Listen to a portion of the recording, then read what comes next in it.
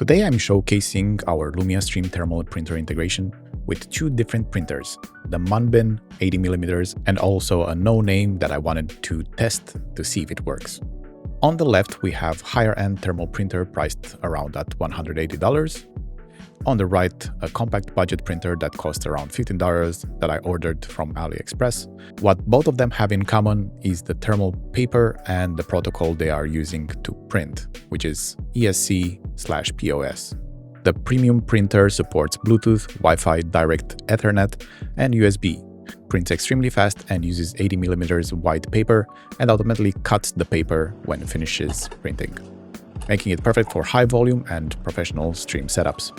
The budget printer keeps things simple. It connects only via USB, uses 52 width paper, and is ideal if you just want thermal printing at the lowest possible cost, sacrificing a bit of the quality and also the auto cutter function. Despite the massive price difference, both printers work perfectly with Lumiastream, printing alerts, messages, images, and events instantly. Let's set them up. If the printer will be connected on USB and you are using Windows, we will need to place a driver. For Mac users or Wi-Fi Ethernet connection, you can skip this step, since it will gonna work out of the box. Let's open Device Manager and navigate to View and switch it to see the devices by container.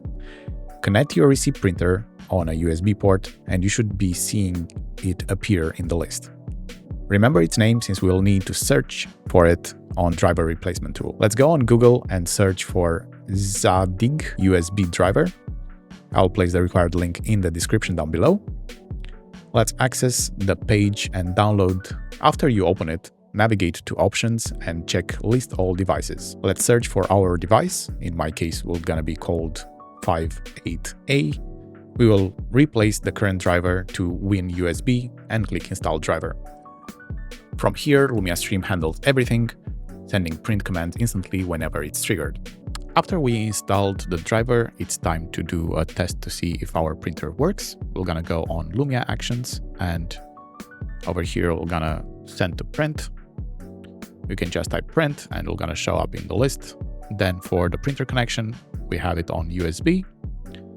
And over here, we're gonna show you the printer that you have. In my case, it's 58A. If it doesn't show in the list, click on the refresh and should populate.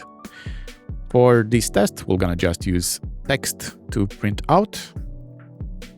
We're gonna write down some text and we're gonna test the action. And it should print.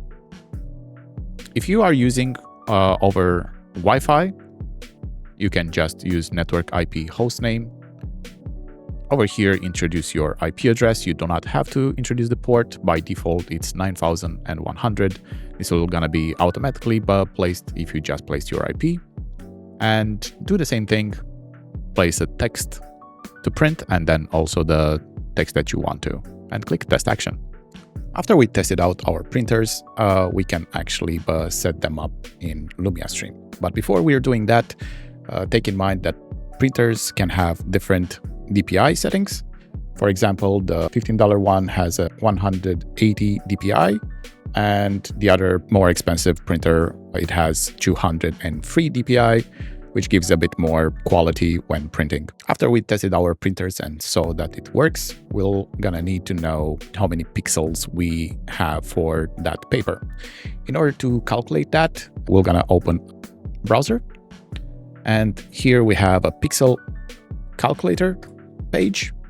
And if we choose millimeters, we can introduce our width of our paper, which is in my case 52 millimeters. And I know that low budget one has 180 DPI. That makes my width of the entire length to be on 369 pixels. I'm gonna add a new overlay. I'm gonna go and call it test 1.2. And for the overlay resolution, we're gonna go with custom, and I know the width will gonna be 369 pixels. So that's the maximum width I can actually print. Right now we have a very big canvas, but depending on what we want to print, we can reduce this height. So I'm gonna go and place an image, for example. And I already have my image already created for me. And I want to use this one for the first chatter. I can click on this diagonal arrows. This will gonna fill in, and now I know how much size I need. So I'm gonna leave it a bit of a gap at the end, and I see that the height, it's 534.